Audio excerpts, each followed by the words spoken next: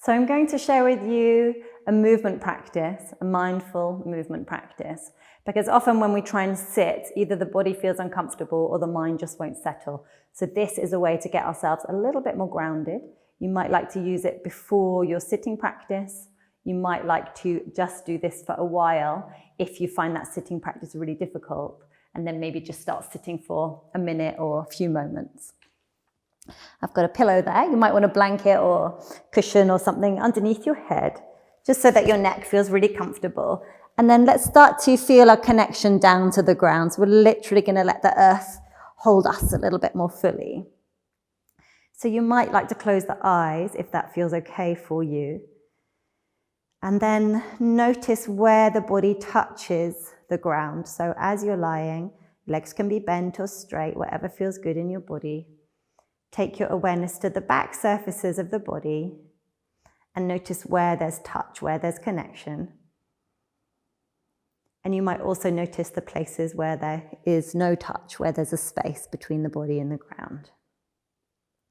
Noticing the touch at the back of the head and the shoulders and the arms, some areas of the back and the pelvis, some areas of the legs and the feet. And then just start to invite the body to sink into the ground a little bit more. You might notice that your breath is coming and going. And you may like to coordinate that feeling of sinking and settling down with your exhalations. So as you breathe out, the body starts to broaden and soften a little bit more. Almost as if the earth itself is holding the body.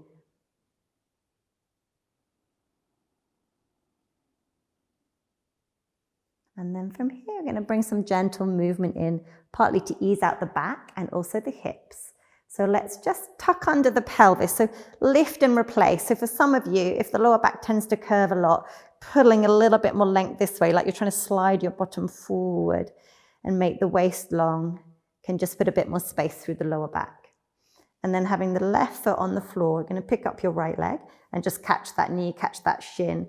Don't pull too much, just let the leg hang quite softly over the body. Notice the breath. You might notice that the breath moves the abdomen towards the thigh. Effectively, you're giving yourself a little massage, and that will also support your digestive system. But we also think of this kind of shape in yoga as helping to send some energy downward. So it's a really nice grounding practice, grounding energy. Good. From there, lengthen out the left leg. Just check if that feels comfortable, that it's not pulling your back up too much. Press down with your left leg towards the ground. You can brace yourself a little with the hand on the floor or hand on the pelvis. Now we're going to catch the right knee and just keep the torso really stable so you're not wobbling the pelvis, but you could circle the right leg. So we're starting to feel into the hip. Maybe you feel it in the inner groin. There's no right and wrong here. We're just feeling into the body. And see how much sensation you can be aware of. What are you aware of? Because of course in daily life we're so busy we're not really noticing. Now we have the chance to really notice how the feeling is. Good, pause with that. Bend up the left leg again and let's give some length to that right leg. Again, depends how your body is. You might want to catch behind the thigh with the knee a little bit bent. You may feel you can lengthen. Just make sure it's not pulling too much in the knee or anywhere. Circling now the right ankle, give your toes a little wake up call, squishing them around the place. A few of those, good. And then let your arms drop. Now we're going to move all the way from the hip with a little circle, a bit more challenging around the outer hip and the hamstrings probably. So just do whatever feels manageable, could be with a bent knee. Good, and bring that foot all the way down. Good, just take a moment, pause there, and notice how the right side of the body feels compared to the left side of the body. So usually there's quite an alteration and the two sides can feel quite different. So we're going to go to the left side now and even things up. Let's bring that left leg in and hold the shin. Check your shoulder blades are tucked under. That will make it easier for the breath to come all the way through from the lower to the upper lungs. Taking a few breaths there, you might notice the breath also moving the abdomen, so you have that massage of the abdomen towards the thigh. And then if it feels comfortable, you can lengthen out with that right leg. Just check that hasn't curved up your spine. You want your back to feel fairly low towards the ground, not too much pulling.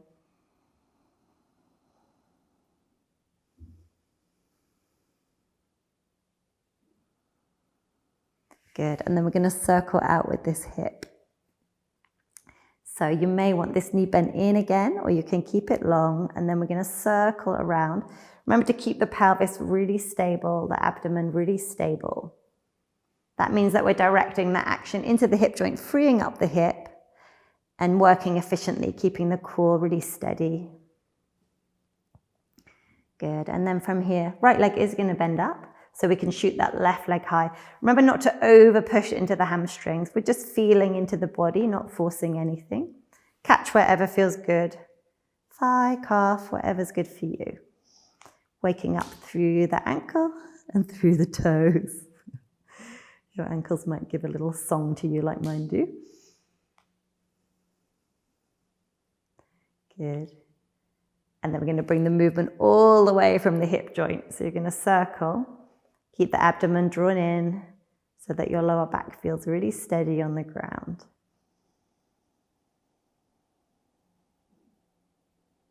Good, and then gently release that leg down. And then lastly from here, let's give an outward rotation at the hips. We're going to bring that left ankle above the right knee. You're sending your knee away, but keeping the pelvis level. Take a few breaths. If it feels not too intense, you could try picking up the left leg and holding behind that leg so that you get more rotation at that right femur bone, at that right thigh, at the right hip. Few soft breaths there.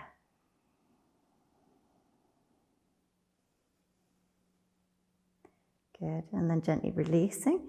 So this is actually the same action we use when we sit in cross legs. So it can be useful to prepare that. The left leg's coming over now. You can work here, sending the knee away. That might feel quite intense for you, particularly if your hips aren't used to a lot of movement. And then we can pick up the right leg if you feel you've got space. And start to send that left knee away still. So if this seems to be bunching you right up and you feel your abs working strongly, that would suggest you're better off with the foot on the floor still. Just a few breaths there. Shoulder blades are still tucked under. You can keep the face quite relaxed, the jaw soft and the tongue soft. Sometimes seems we try to do the pose from the face instead of from the hips. And then when you feel ready, releasing there. Good. We're going to come all the way over to all fours now. So you can roll to your side, or you might just want to roll along your spine. And then just swing it around so that the hands are underneath the shoulders and the knees are underneath the pelvis. Now from here, we're going to connect the movement to the breath. Start by just squeezing your shoulder blades down the back and almost as if they're coming onto the back, lifting up with the chest. Good. With your in-breath, let your tailbone lift and let your chest start to look through the arms, slightly hugging back at the upper arms. With your next out-breath, imagine your tailbone leading the movement by pulling down. Press in your hands so your shoulder blades slide apart and just let your head release. With another in-breath, start the movement again at the tailbone, and then the chest looks forward through the arms. Don't lift the head too high, just keep the neck soft. Exhale, turning the other way. Let your head release and then stay in this position and just let the weight of the head go. So we slightly traction the neck to give it a little bit more space and just see how your neck's feeling today.